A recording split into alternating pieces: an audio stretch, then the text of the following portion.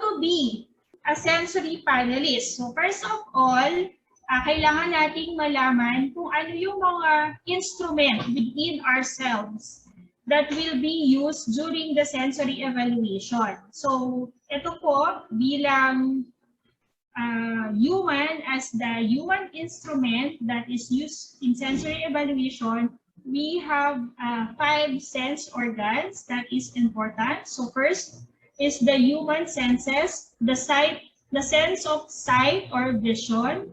So the eyes is the primary organ for a sense of sight.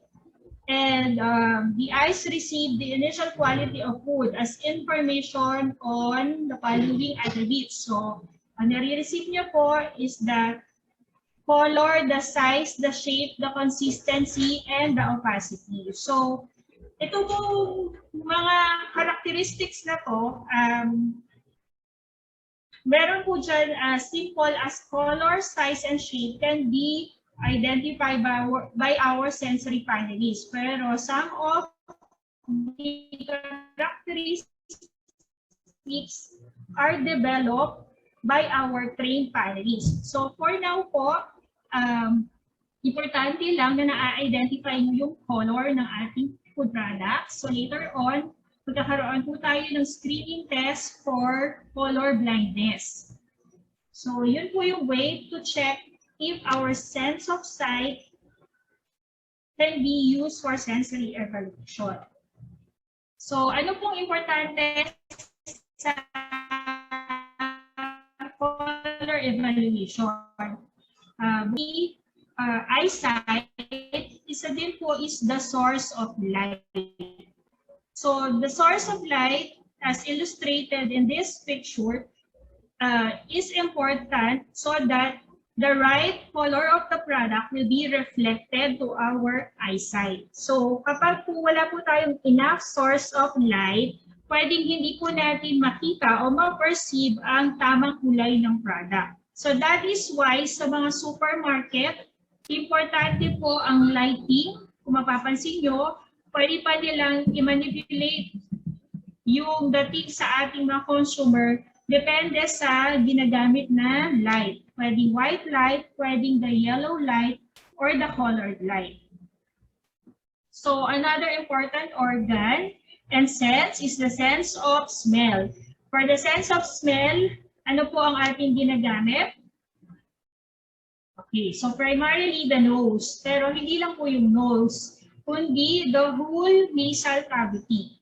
So what is detected by our nose? Odor is detected by the nasal cavity.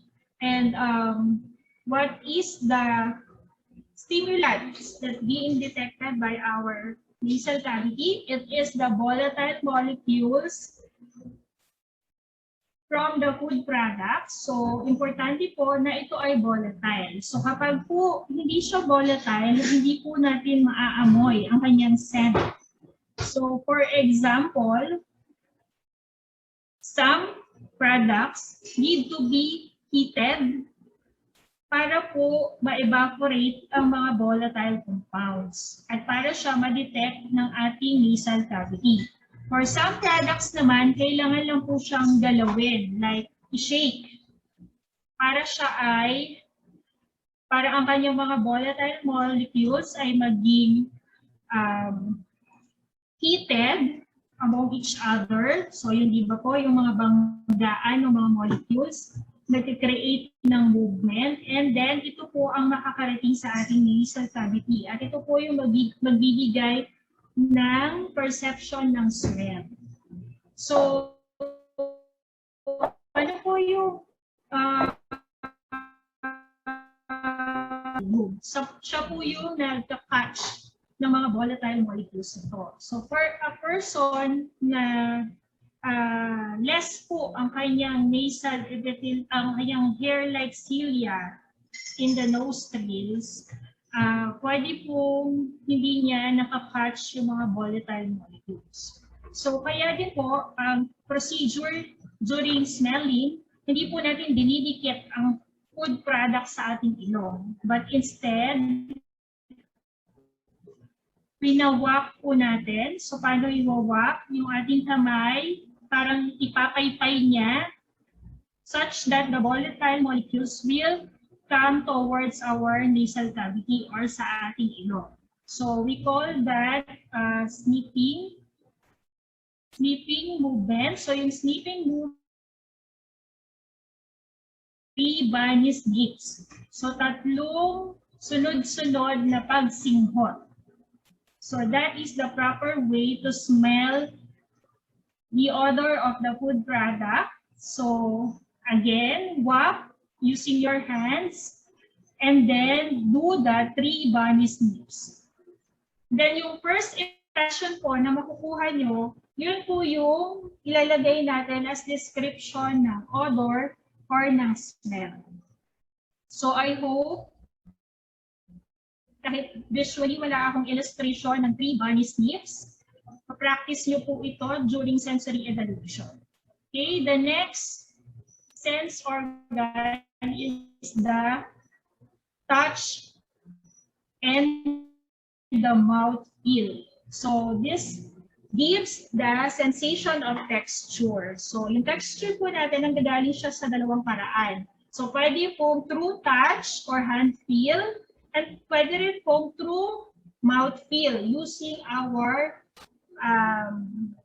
tongue and our teeth and our palate. So texture is a perception through our oral sensation or the skin. So it is related to food structure and their reaction to stress. So kaya pag using our hands, kailangan meron tayong i-apply na stress or pagpindot or pag-grab para po ma-describe natin yung texture. Kung using our oral cavity naman, kailangan din po pag-apply na the initial phase or the first bite, the second phase, the mastication or the chewing, and then the residual phase, which is after swallowing. So, seldom we use the swallowing stage. Parati pong nagbe-base lang tayo in describing the texture by using our first bite and chewing. So, pati pala yung swallowing. So, yung sa swallowing, kadalasan po ng description dito is dry. Ano pa?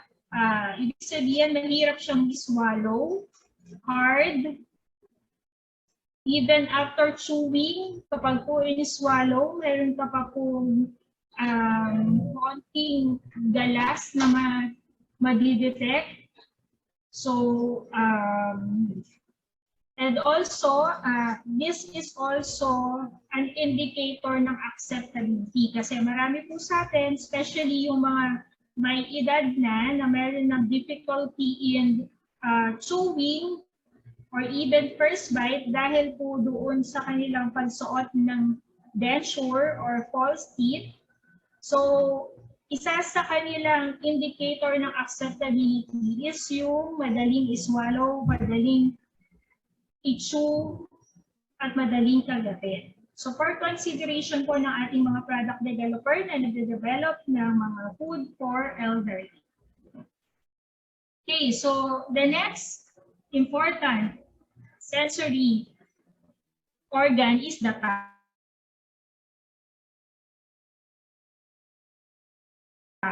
So lahat na po ng acceptability ng taste. So dahil dyan, importante po ng ating taste buds is properly working. So, ano yung taste buds? Ito po yung mga dot na pula na makikita sa surface ng ating mga dila.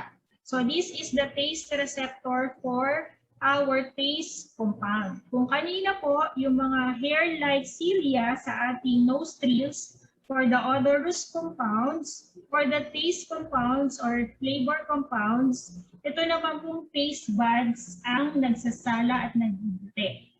So, this part of our body, the tongue, receives or detects the non-volatile substance. So yung hindi po pwedeng mag-evaporate as a gas form, but siya naman ay pwedeng mag-dissolve at ma-absorb sa ating taste buds, yun naman po ang nagde-describe ng taste.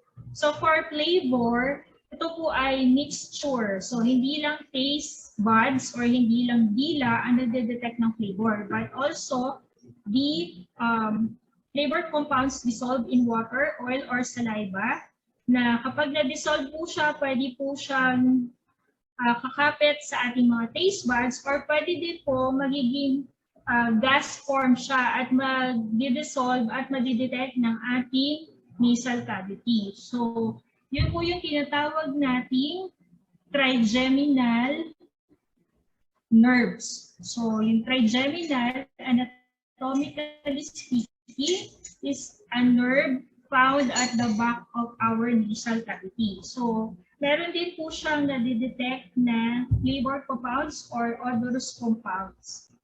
After ma-dissolve ang compounds in the action of our tongue.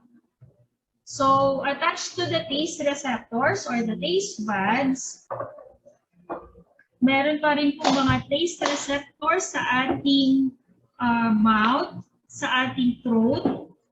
So, kaya importante po ang phase ng swallowing. Kasi ito pong lahat ng movement na to magpapacilitate ng pag-dissolve ng ating flavor and taste compound.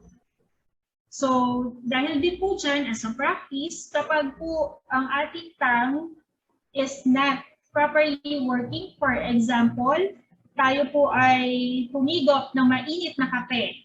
So, yung hot water ay nagbibigay ng numbness sa ating dila. Kung mapapansin niyo po. Kasi siya ay napasok. So may numbness siya na naidulot sa dila. And in this case, hindi po properly ma-absorb ng ating taste buds ang ating mga flavor compounds. So what we have to do is just to rest our tongue and let it recover from that burn or from that hot water. And then, pwede na po ulit siyang gamitin to evaluate the taste.